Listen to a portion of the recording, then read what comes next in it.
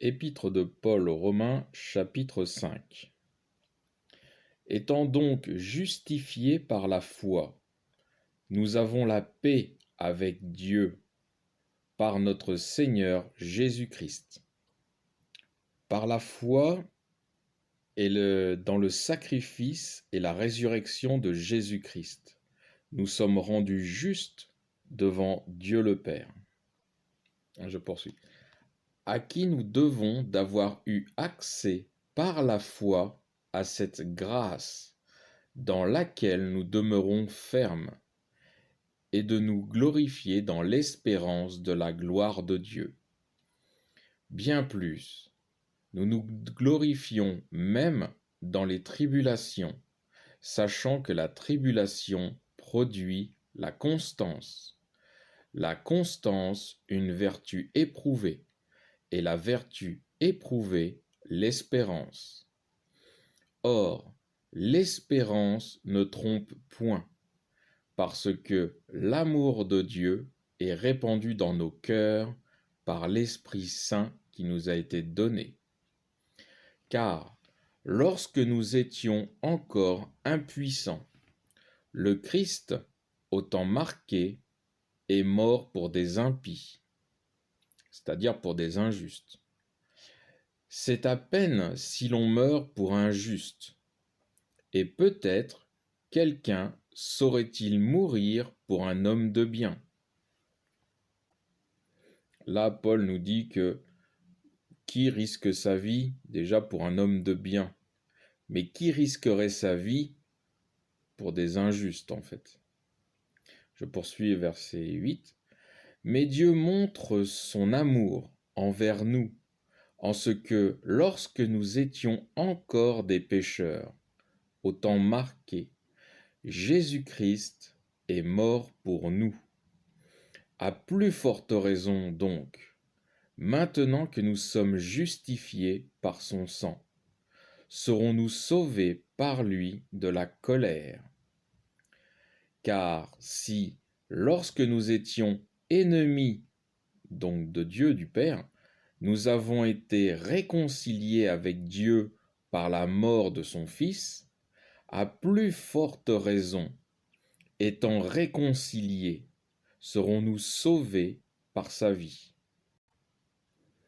Paul nous dit là que si lorsque nous étions ennemis ou des injustes devant Dieu le Père, nous avons été réconciliés avec lui par le sacrifice de Jésus, maintenant, à plus forte raison, que nous sommes réconciliés avec lui, et non plus ennemis, mais réconciliés, par lui, nous serons sauvés de la colère de Dieu. Je poursuis verset 11. Bien plus, nous nous glorifions même en Dieu par notre Seigneur Jésus-Christ, par qui maintenant nous avons obtenu la réconciliation.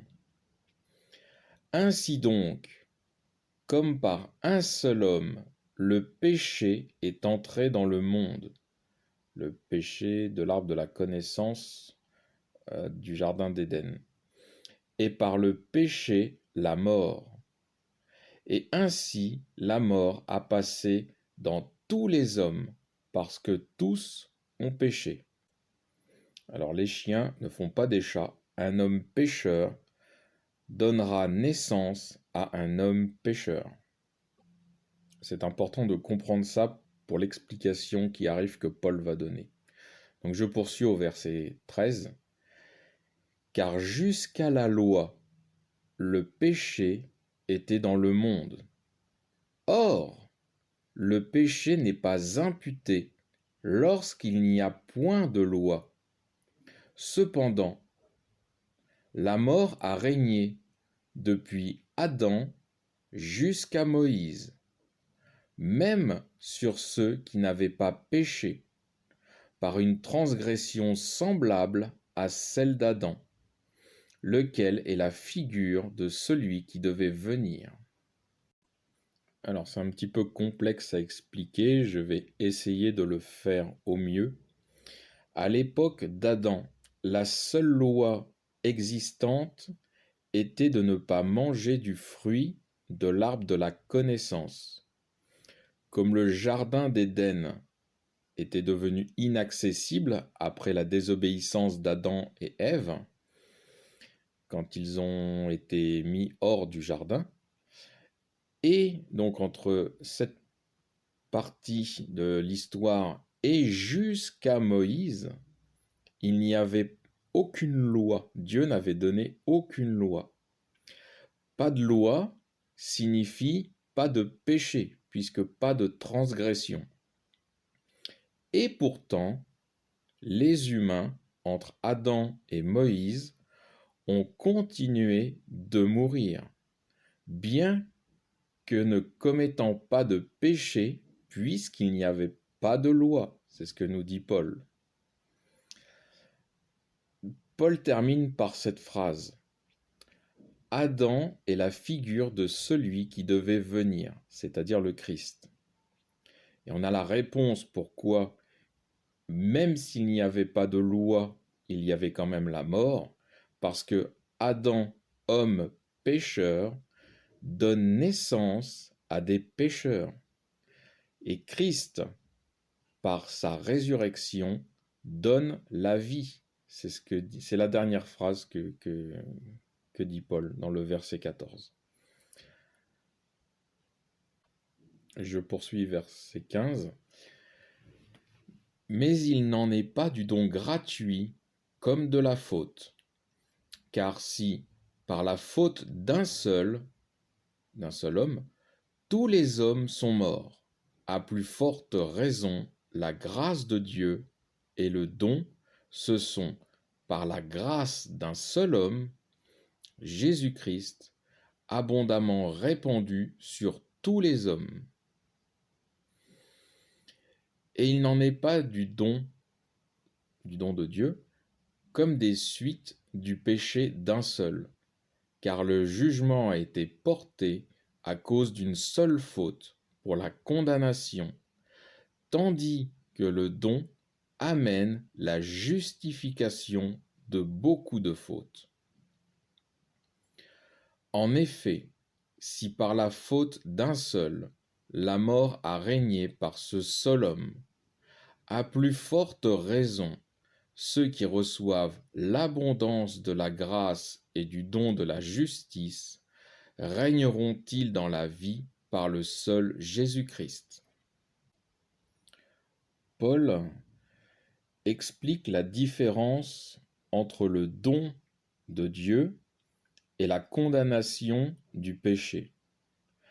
Par ce seul homme, Adam, pécheur, entraînant la mort sur tous les hommes, c'est la condamnation du péché. Par le sacrifice et la résurrection de ce seul homme, Jésus-Christ, tous les hommes reçoivent la vie. C'est le don de Dieu. C'est l'image qu'essaye d'apporter Paul ou de nous faire voir, de nous faire comprendre la figure dont il parle. Un homme a apporté la mort, un homme a apporté la vie. Je poursuis verset 18. Ainsi donc, comme par la faute d'un seul, la condamnation est venue sur tous les hommes, ainsi, par la justice d'un seul, vient à tous les hommes la justification qui donne la vie. De même, en effet, que par la désobéissance d'un seul homme, tous ont été constitués pécheurs. De même, par l'obéissance d'un seul homme, tous seront constitués justes. La loi est intervenue pour faire abonder la faute. Mais là où le péché a abondé, la grâce a surabondé, afin que, comme le péché a régné par la mort, ainsi la grâce régna par la justice pour la vie éternelle, par notre Seigneur Jésus-Christ. Paul nous explique ici que la loi a été donnée pour faire abonder la faute, pour que l'homme voie et se rende compte de sa condition de pécheur et de la surabondance de l'amour et de la grâce de Dieu par le sacrifice de son Fils Jésus-Christ. Fin du chapitre 5.